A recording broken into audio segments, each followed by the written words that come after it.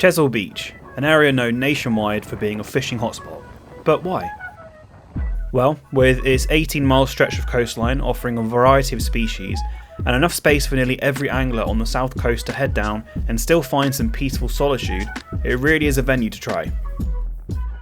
The steep banks of Chesil also make some relatively deep water accessible for the shore angler, so I headed down on a stormy New Year's Day to give Abbotsbury a go. Probably one of the more popular marks, I parked up and headed east, down the beach until I found a good looking spot for my session. The car park can be found here, alongside a nice little cafe and some 24/7 loos. Perfect for those looking to have an overnight session here.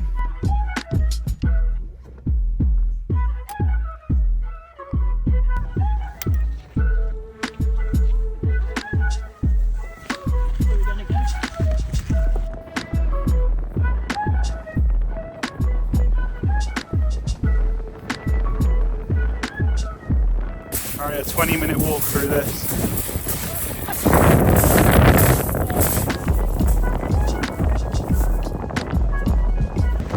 Right, we just got down to a very windy, blustery Chesil Beach. Just to get the rod set up, get out, get some lines in the water, and then we'll give you a talk through of the planets. Very different scenes from what I'm used to. This is not the boat, this is a beach. I'm at the comfort zone, I'm on the shore. Let's see what we can do. Excited.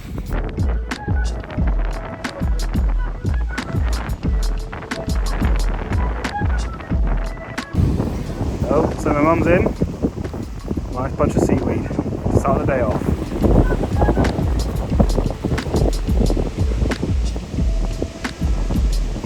Right, so bait of choice for me. I'm actually going to go with, I've got a bit of mackerel here.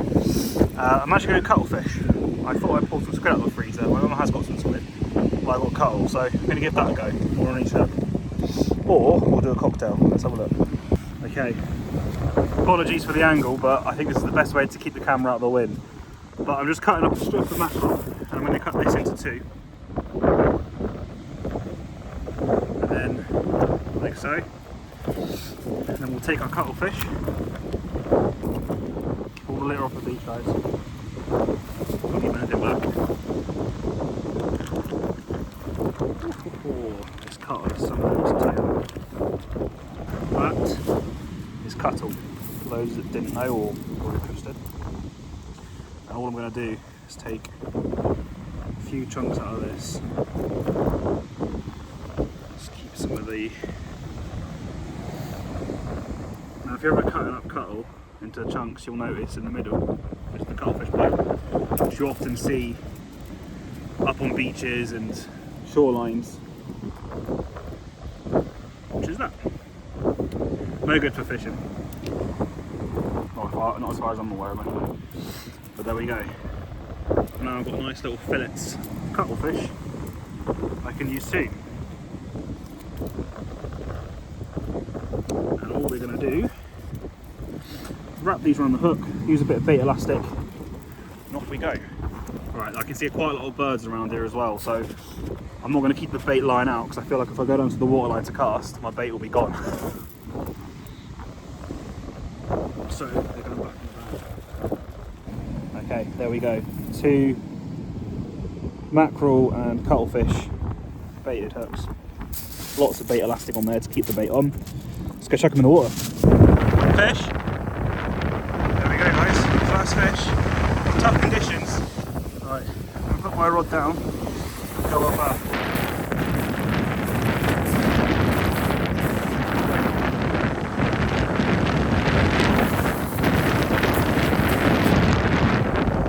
As you can probably tell here, the conditions were pretty horrendous. We had strong onshore winds, meaning that casting and retrieving were very difficult, as was trying to hold bottom, even with some heavy leads. Sadly, it wasn't long until our first hookup of the day ended in this. What happened there to that fish?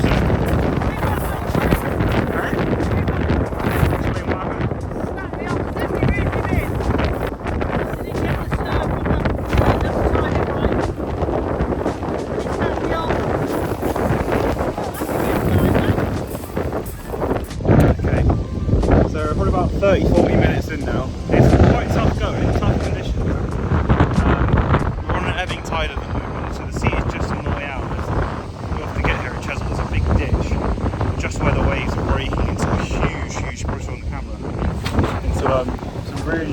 breaking waves, and it's trying to get over that into behind it. To be fair, I've got grip leads, but they're not probably as heavy as I want them to be because there's quite a lot of swell in the water. However, the tide's on the way out, and within 30 minutes or so, the wave should be behind this breaking bank, which will mean it's a lot easier for us to get. I mean, even now, in the last 10-15 minutes, the waves are getting smaller in size where they're not now hitting this bank. So once it's past that, the hope will be that we can then get a little bit closer to the shoreline, not have to be as wary of these big breaking waves, and cast out a bit further. Hopefully, start catching. Although my mum's obviously had something which snapped her off. Although, to be honest, tie your lines poorly, that's what can happen. Use cheap gear, that's what happens. Oh well, there we go. Conditions are right though, in terms of the sea state, for a big fish. We've got about another 3 hours of fishing to do, so we'll see what happens. These are the hooks I'm using today, just 6.0 Aberdeens. Whilst I've got one rod in the water over there doing its thing, I'm actually going to bait up 2 extra hooks so that once, because those have been in the water now for a little while, and they get a little bit washed out, a little bit worse and worse, especially in this swell and these waves. So I'm going to rebait 2 hooks, so once they come out I can swap them straight over, try and keep my time in the water, or lines in the water, as big as possible, which is hopefully going to be cool, more chance of a fish. Apologies for the audio on this clip. Trying to film in this wind was hard enough anyway, but unfortunately my mum had her hand over the mic also. However, I had actually caught something. Yes, it was only a dogfish, but this was my first proper fish at Chesil, and in these conditions I was seriously happy to just not blank.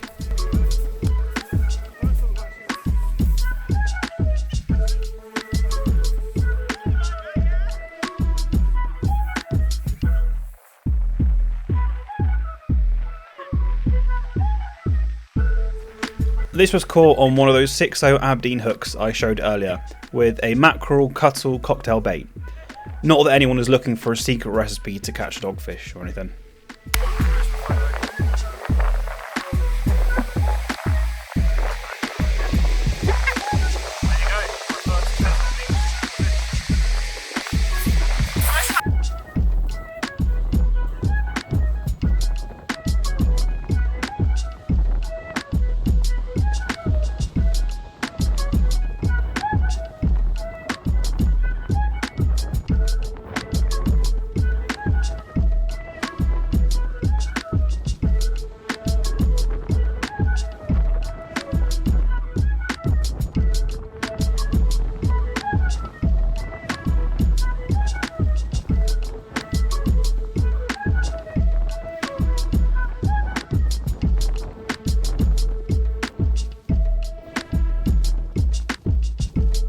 Third rod set up, just gone for a real simple rig here. Third at the bottom and a hook link. This is a bit of mackerel, and I've just, for good measure, which I've already bait elasticed onto there, hook length proud. I'm literally just going to use a bit more bait elastic, put some ragworm on there, just for good measure, just some of the smaller ones that won't take the hook on the road too well. And we'll rod this one out. There we go, so there's the ragworm. I've just kind of anchored at the top. Now these might fling off at some point, they might break apart in the swell, but I'm just thinking they're going to flap around nicely. Ragworm was always good at giving a bit of scent and juice in the water. I think it will help in terms of bait presentation, so there we go. Right, going to fling it out.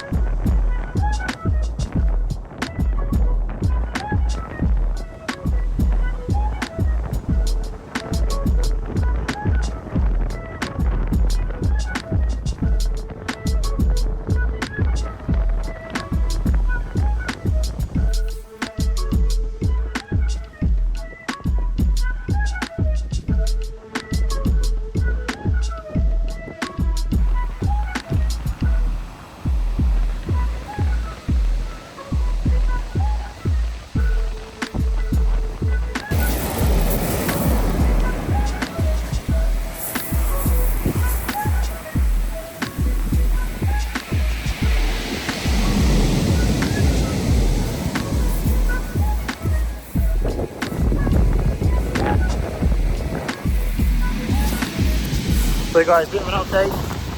Tough conditions, tough fishing conditions. As you can see the swells behind me, the waves coming in. Trying to time them right and get our rigs out to a little bit deeper water where we want them to be, and getting them to stay there is difficult. I just see the seagull fishing us now, so it's pretty basket. So yeah, definitely fishing it, but yeah, it is tough going. Definitely tough going, but we've got about an hour and a half-ish, just over an hour and a half before we pack up and start heading back home. And we've got all 3 rods in the water now. See how we go. It's just trying to keep them there. It's a bit of a challenge in these conditions.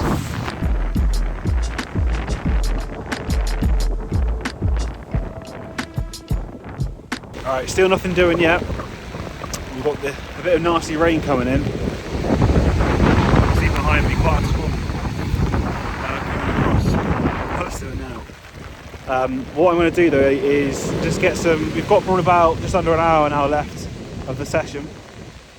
I'm going to reel this rod in a second to refresh the bait and then fish that out for the last hour or so. We're coming up to bottom of the ebb in about an hour and a half, I think bottom of the ebb is. But I need to get back home sooner rather than later, so I can't fish out the rest of the tide. But yeah, I'm still optimistic, still blindly optimistic. It's New Year's Day if I hadn't already said, so hoping some New Year's Day luck brings us in a fish for the end of the session. Or another fish, you know, we don't want to break. So a second ago, well, not too long ago, you can see Weymouth, or Portland even, in the distance. Correct me if I've got the wrong species, but these ray eggs were all over the beach, which gave me some confidence they'd be present, just maybe not hungry. Both hooks rebaited with mackerel again. Now, I do like to refresh the baits every now and then. Personally, I don't like to have baits in the water for any longer than 40-45 minutes maybe, especially with it being this choppy and challenging, because obviously all that scent and juice that you want to try and attract the fish as bait does get washed out.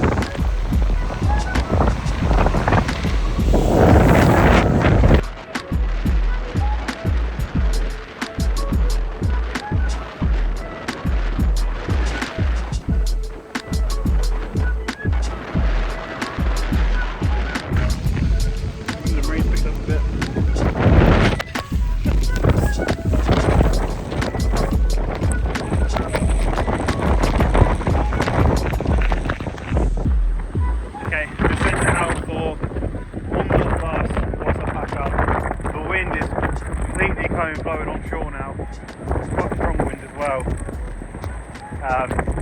which is making it near on impossible to get any distance on the cast. And then obviously compete with the waves as well. It's getting really tricky. So I'll leave it out there, pack up the gear, head back to the car, try and dry off a bit. Chesil Beach. Look at that for a tangle. The braid on this line has managed to wrap itself around the seaweed. That.